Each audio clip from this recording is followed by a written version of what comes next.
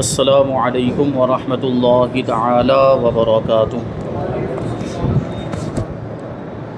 نحمده ونصلي ونسلم على رسوله الكريم،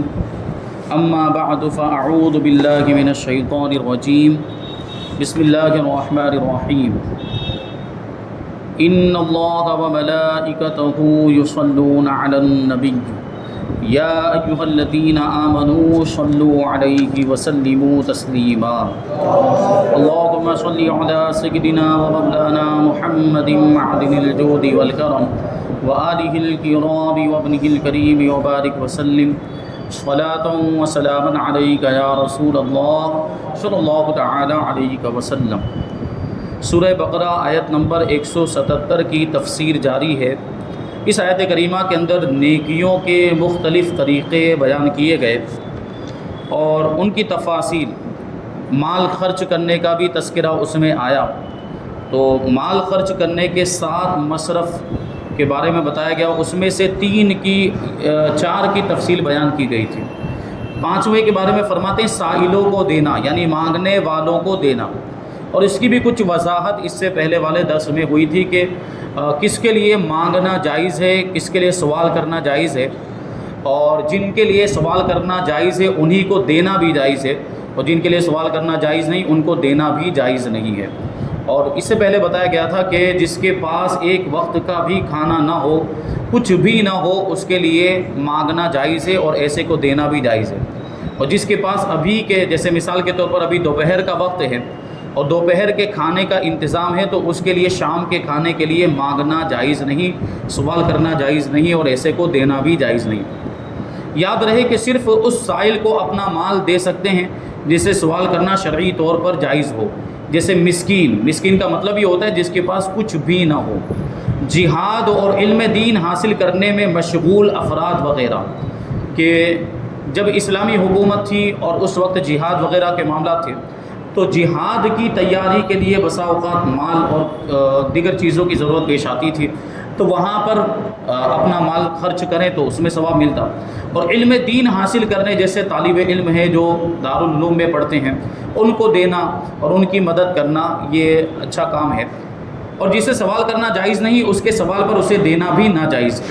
اور دینے والا گنہگار ہوگا۔ البتہ بعض لوگوں کو سوال کرنا جائز نہیں ہوتا، لیکن وہ ضرورت مند ہوتے ہیں، انہیں بغیر مانگے دینا جائز ہے، جیسے کہ شرعی فقیر کا مطلب ہوتا ہے جو مالک نصاب نہ ہو، یعنی 7.5 تولہ سونا یا 52.5 تولہ چاندی، یا ان میں سے کسی ایک کے برابر حاجت اصلیہ سے زائد اس کے پاس مال و اسباب کچھ بھی نہ ہو، تو ایسا شخص شرعی فقیر ہوتا ہے۔ اور غریب اس کو ہم کہہ سکتے ہیں۔ تو غریب آدمی جس کے پاس ابھی کھانے پینے کے تو اسباب موجود ہیں، آج کا اور 2-3 دن کا ہو سکتا ہے کھانے پینے کا سامان اس کے پاس موجود ہو، لیکن ہے وہ غریب، تو ایسے شخص کو بغیر مانگے اگر ہم دینا چاہتے ہیں تو دے سکتے ہیں، بلکہ ایسے لوگوں کو ڈھونڈ کر تلاش کر کے ہمیں سامنے سے ان کی مدد کرنی چاہیے، اور ایسے لوگوں کو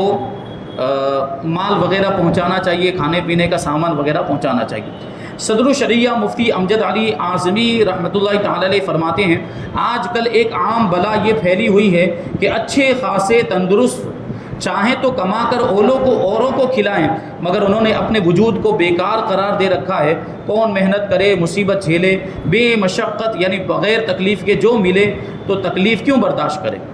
ناجائز طور پر سوال کرتے ہیں اور بھیک مانگ کر پیٹ بھرتے ہیں، اور بہت سے ایسے ہیں کہ مزدوری چھوٹی موٹی تجارت کو ننگو عار خیال کرتے ہیں، یعنی کاروبار کرنے کو، ملازمت کرنے کو، تجارت کرنے کو اپنے لیے شرم سمجھتے ہیں، اور بھیک مانگنا کہ حقیقتاً ایسوں کے لیے بے عزتی اور بے غیرتی ہے، مایہ عزت سمجھتے ہیں اور جانتے ہیں کہ بھیک مانگنا تو ظاہر سی بات ہے یہ کوئی عزت والا پیشہ تو ہے نہیں، یہ کوئی عزت والا کام تو ہے نہیں، لیکن اسی میں وہ اپنی عزت سمجھتے ہیں۔ جیسے کہ جمعہ کے دن عرض کیا گیا تھا کہ کچھ لوگوں نے بھیک مانگنے کو ہی اپنا پیشہ بنا لیا۔ اگر آپ چاہیں کہ ان کو کسی اچھے کام پر لگا دیں، ان کے لیے کاروبار کر دیں، کوئی تجارت کا ان کے لیے ذریعہ مہیا کر دیں، اور یا کوئی دوسرا ملازمت وغیرہ کا موقع فراہم کریں، لیکن اس میں ان کا من نہیں لگے گا، کیونکہ ان کو مفت کی روٹیاں توڑنے کی عادت پڑ گئی۔ فری میں جب مل رہا ہے، بھیک مانگ کر جب پیٹ بھر رہا ہے، تو محنت کر کے کون کمائے؟ تو ایسے لوگ بھی ہمارے معاشرے کے اندر موجود ہیں کہ بھیک مانگ کر کمانے کو اپنی عزت سمجھتے ہیں، حالانکہ یہ سب سے زیادہ ذلیل چیز ہے کہ کسی کے سامنے ہم کو ہاتھ پھیلانا پڑے۔ لوگ دعا کرتے ہیں اللہ کی بارگاہ میں کہ ہمیں کسی کا بھی محتاج مت بنانا، صرف اپنا ہی محتاج بنانا، کسی کے سامنے کبھی مجھے ہاتھ نہ پھیلانے پڑے، یہ دعا کی جاتی ہے۔ اور ان لوگوں کے معاملات یہ ہے کہ انہوں نے ہاتھ پھیلانے کو ہی اپنا پیشہ بنا لیا اور بھیک مانگنے کو ہی اپنا دھندا بنا لیا ہے۔ ایسے لوگ ہماری قوم کے لیے ننگ اور شرم کی بات ہے، اور ایسے لوگ ہماری قوم میں سب سے زیادہ پائے جاتے ہیں۔ اور بہت ساروں نے تو بھیک مانگنا اپنا پیشہ ہی بنا رکھا ہے۔ گھر میں ہزاروں روپے موجود ہیں اور سود کا لین دین کرتے ہیں، بیاج کا لین دین کرتے ہیں، زراعت وغیرہ کرتے ہیں، کھیتی باڑی کرتے ہیں، مگر بھیک مانگنا نہیں چھوڑتے۔ ان سے کہا جاتا ہے تو جواب دیتے ہیں کہ یہ تو ہمارا پیشہ ہے، یعنی ہمارا دھندا ہے۔ واہ صاحب واہ، کیا ہم اپنا پیشہ ہی چھوڑ دیں؟ حالانکہ ایسوں کو سوال کرنا حرام ہے، اور جسے ان کی حالت معلوم ہو اسے جائز نہیں ہے کہ ان کو دے۔ یعنی اگر ہمیں معلوم ہے کہ یہ کھاتے پیتے اور ان کے پاس روپیہ پیسہ جمع ہے اور یہ مسکین والی کیفیت میں نہیں، ان کے لیے سوال کرنا جائز ہی نہیں، اگر ہمیں ان کی یہ حالت معلوم ہو تو ان کو دینا ہی جائز نہیں۔ ہم نے تو بس بہت سے ایسے لوگوں کے بارے میں سنا جو ایک مخصوص برادری میں، ان کا نام نہیں لوں گا، وہ اس طرح کے پیسے لینے کو زکوٰۃ اور صدقہ وغیرہ وہ اپنا حق سمجھتے ہیں۔ اب بہت سے ان میں سے ایسے لوگ ہیں، وہ مخصوص برادری کے لوگ، ان میں سے بہت سے ایسے لوگ ہیں جن کے پاس بنگلہ بھی ہے، گاڑی بھی ہے، پھر بھی زکوٰۃ مانگنے کے لیے رمضان میں نکلتے ہیں۔ اور کچھ لوگوں کے بارے میں تو سنا گیا ہے کہ وہ 4 ویلر لے کر نکلتے ہیں۔ سوچیں آپ، 4 ویل گاڑی کار لے کر نکلتے ہیں، کیا کرنے کے لیے؟ زکوٰۃ وصول کرنے کے لیے، صدقات وصول کرنے کے لیے، فطرہ وغیرہ لینے کے لیے۔ ایک مخصوص برادری کے لوگ ہیں۔ اب سوچیں کتنے افسوس کی بات ہے، یہ جو زکوٰۃ ہے یا جو فطرہ ہے یا جو خیرات، یہ عطیات جو یہ غریبوں کا حق ہے، اور یہ اتنے مالدار ہونے کے باوجود یہ غریبوں کا حق اس طریقے سے مارتے ہیں۔ ظاہر سی بات ہے ان ایسے لوگوں کو دے دیا جائے گا تو غریبوں تک نہیں پہنچ پائے گا، تو پھر غریبوں کی مدد کیسے ہو پائے گی؟ جو حقیقی حقدار ہیں وہ ان لوگوں کی وجہ سے محروم رہ جاتے ہیں۔ تو ہمیں خیال کرنا ہے۔ ابھی دیکھیے بہت سے لوگ ایسے ہوں گے ہمارے آپ کے درمیان بھی جو یہ پیشہ ور فقیروں کو دینے کے عادی ہو گئے، یعنی ان کی عادت بن چکی ہے کہ وہ روزانہ کچھ نہ کچھ، جیسے فجر کی نماز کے بعد نکلے یا کبھی درگاہ پہ گئے تو وہاں وہ فقیر بیٹھے ہوتے ہیں تو ان کو دینا شروع کر دیتے ہیں، لائن سے ایک طرف سے تقسیم کرنا شروع کر دیتے ہیں، اور ان کی عادت بنی، اور ان کو وہ یہ اس چیز کو وہ ثواب سمجھتے ہیں کہ ہم بہت بڑا نیکی کا کام کر رہے ہیں، جبکہ ان میں بہت سے ایسے ہوں گے جو اس کے مستحق ہی نہیں ہیں، اس کے حقدار ہی نہیں ہیں، ان کو دینا ہی جائز نہیں ہے۔ اور ہم کو معلوم ہوتے ہوئے اگر ہم ایسے لوگوں کو دیں گے تو ثواب تو درکنار، ہم گنہگار ہو جائیں گے۔ تو ہمیں حقیقی حقداروں کو تلاش کرنا ہے، اپنے رشتہ داروں کے اندر، اپنے پڑوسیوں کے اندر، اپنے تعلق رکھنے والوں میں، اور اگر وہ نہ ہو تو اجنبیوں کے اندر بھی ہم تلاش کریں، معلوم کریں کہ کوئی حقدار ہے تو اس تک یہ ہم رقم ہے یا ضرورت کا سامان، راشن وغیرہ پہنچانے کی کوشش کریں، تو اس میں جو ثواب ملے گا وہ دوسرے کسی کام میں نہیں ملے گا۔ تو یہ جو اس پر ہمیں توجہ دینے کی ضرورت ہے۔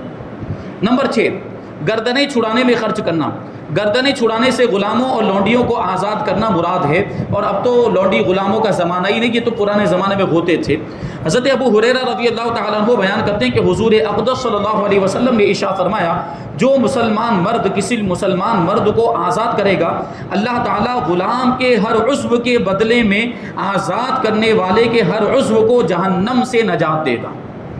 یہ غلام آزاد کرنے کا ثواب۔ ظاہر سی بات ہے غلام بھی تو ایک انسان ہی ہوگا،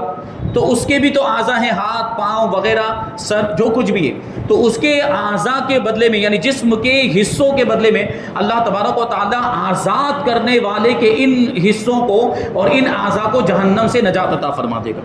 حضرت سعید ابن مرجانہ رضی اللہ تعالیٰ عنہ کہتے ہیں کہ جب میں نے حضرت ابو ہریرہ رضی اللہ تعالیٰ عنہ سے یہ حدیث سنی اور میں نے جا کر اس کا ذکر حضرت علی بن حسین رضی اللہ تعالیٰ عنہما سے کیا تو انہوں نے اپنے ایک ایسے غلام کو آزاد کر دیا جس کی حضرت عبداللہ ابن جعفر رضی اللہ تعالیٰ عنہما 10,000 درہم یا 1,000 دینار قیمت دینے کے لیے تیار تھے۔ یعنی اتنے میں وہ خریدنے کے لیے تیار تھے، 10,000 درہم میں یا 1,000 دینار میں وہ غلام خریدنے کے لیے تیار تھے، لیکن حضرت علی بن حسین یعنی امام زین العابدین رضی اللہ تعالیٰ عنہ نے اس کو یہ حدیث سننے کے بعد یوں ہی آزاد کر دیا تاکہ ان کو یہ ثواب مل جائے۔ یہ بزرگوں کا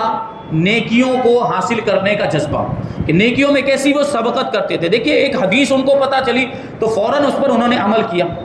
تو اسی طریقے سے جب بھی ہمیں کسی بھی نیک ذریعے کے بارے میں پتہ چلے، کسی بھی نیک کام کے بارے میں پتہ چلے، یا ہم کوئی حدیث سنیں، قرآن کی آیت سنیں اور ہمیں یہ معلوم ہو جائے کہ اس میں یہ اتنا ثواب ہے، تو ہمیں فوراً اس پر عمل کرنا شروع کر دینا چاہیے کہ وہ ثواب جو تو ہمیں ملنے ہی والا، جو اس کے اندر ذکر کیا گیا، وہ فضیلت تو ہمیں ملنے ہی والی ہے، ساتھ ہی ساتھ قرآن اور حدیث پر عمل کرنے کا ثواب بھی الگ سے مل جاتا ہے۔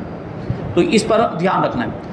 یہاں اس بات کا بھی خیال رکھنا ضروری ہے کہ اگر صدقات واجبہ ہوں یعنی زکوٰۃ، فطرہ وغیرہ، تو اس کے دیگر احکام کا بھی خیال رکھنا ضروری ہے۔ اب وہ جو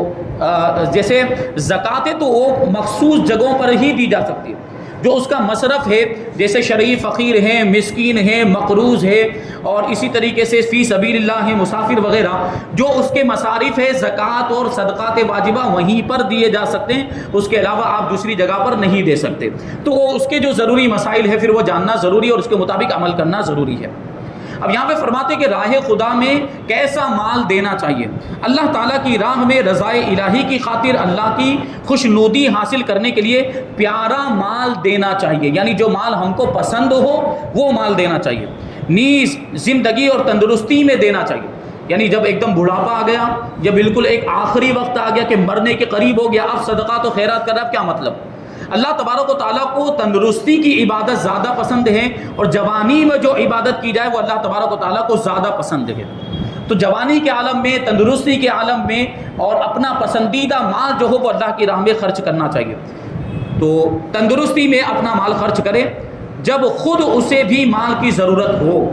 کیونکہ اس وقت مال زیادہ پیارا ہوتا ہے۔ جب خود کو مال کی ضرورت ہو ایسے میں مال خرچ کریں گے تو اور زیادہ ثواب ملے گا۔ اللہ تعالیٰ اپنے نیک بندوں کا وصف بیان کرتے ہوئے ایک اور مقام پر ارشاد فرماتا ہے وَيُطْعِمُونَ الطَّعَامَ عَلَىٰ حُبِّهِ مِسْكِينًا وَيَتِيمًا وَأَسِيرًا إِنَّمَا نُطْعِمُكُمْ لِوَجْهِ اللَّهِ لَا نُرِيدُ مِنكُمْ جَزَاءً وَلَا شُكُورًا،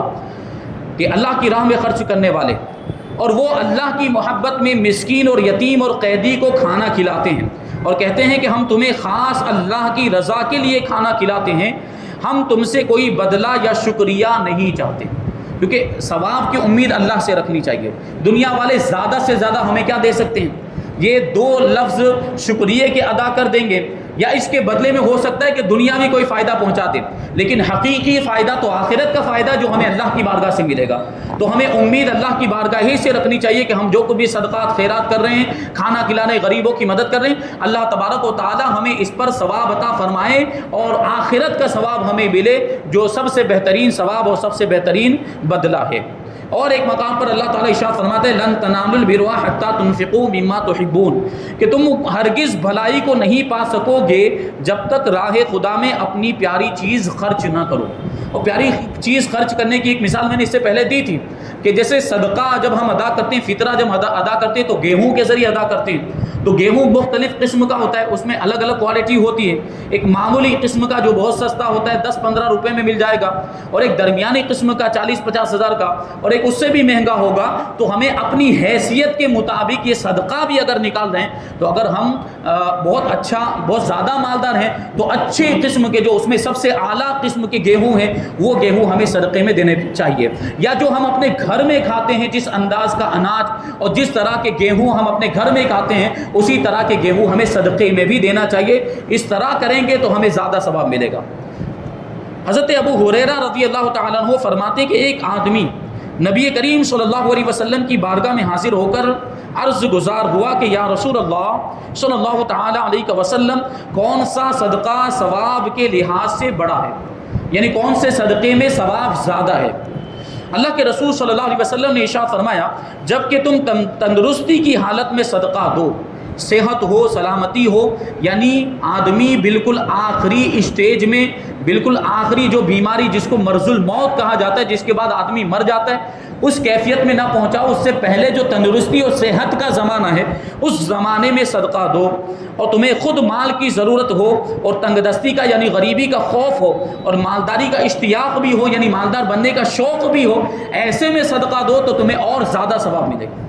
یعنی غریبی کا خوف کہ اگر صدقہ دیں گے تو غریب ہو جائیں گے، یا مالدار ہونے کا شوق ہے اور پھر صحت کے زمانے میں دے رہے ہیں جبکہ ہم کو بھی مال کی زیادہ ضرورت ہے، ایسے میں جو صدقہ دیا جائے، جیسے مثال کے طور پر ابھی ہمیں اپنے بال بچوں کو کھلانے کے لیے آج کے دن 500 روپے کی ضرورت ہے،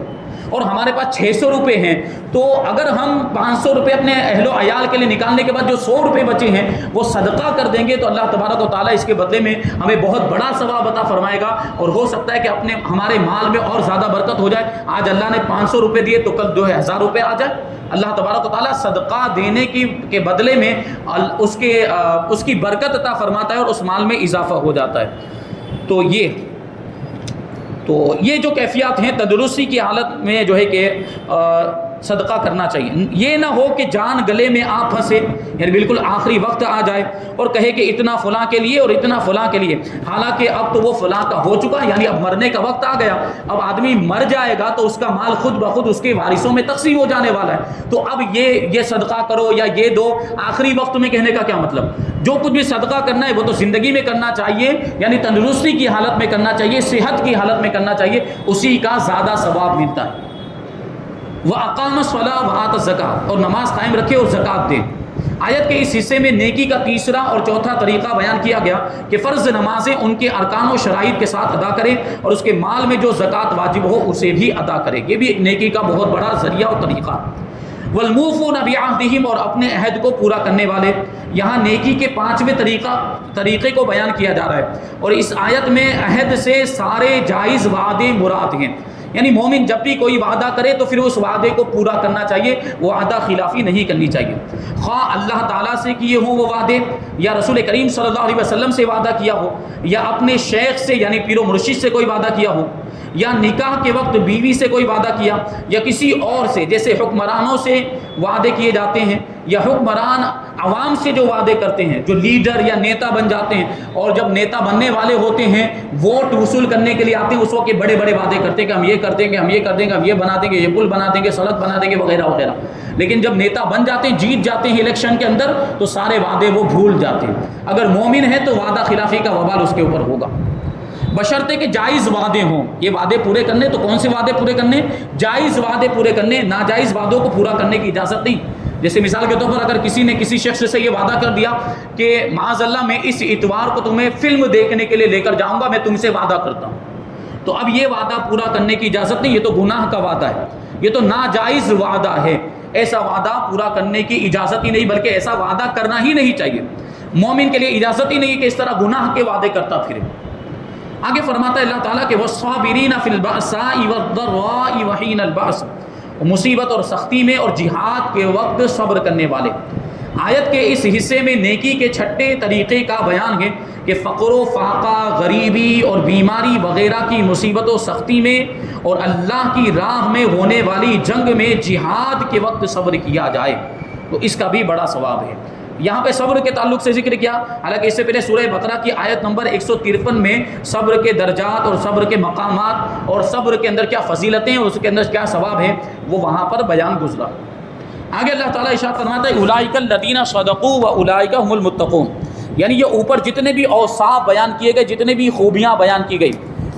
شروع سے اگر ہم دیکھیں تو یہ بیان کیا گیا کہ سب سے پہلے اللہ پر ایمان لائے، روز قیامت پر ایمان لائے، اور اللہ کی کتابوں پر ایمان لائے، فرشتوں پر ایمان لائے، نبیوں پر ایمان لائے، اور اپنا مال اللہ کی راہ میں خرچ کرے، غریبوں کی، رشتہ داروں کی، یتیموں کی، مسکینوں کی اور مسافروں کی مدد کرے، اور مانگنے والوں کی مدد کرے، یعنی جو حاجت مند ہے جن کے لیے مانگنا جائز ہے، غلام چھڑانے میں مال خرچ کرے، نماز قائم کرے، زکوٰۃ ادا کرے، اور وعدہ پورا کرنے والے لوگ، اور سختی میں اور صبر کرنے والے، اور یا جہاد وغیرہ کے موقع پر صبر کرنے والے، تو ایسے لوگوں کے بارے میں اللہ تعالیٰ ارشاد فرماتا ہے کہ یہی لوگ سچے ہیں اور یہی لوگ پرہیزگار ہیں، یعنی صحیح عقائد رکھنے والے اور نماز و زکوٰۃ صدقات پر عمل کرنے والے، صبر کرنے والے، وعدے کی پابندی کرنے والے اور نیک اعمال کرنے والے ہی اپنے دعوے ایمان میں کامل طور پر سچے ہیں، جو کفر اور دیگر تمام گناہوں سے بچنے والے ہیں۔ اللہ تعالیٰ ہمیں بھی اپنے ایمان کا دعویٰ پرکھنے کی توفیق عطا فرمائے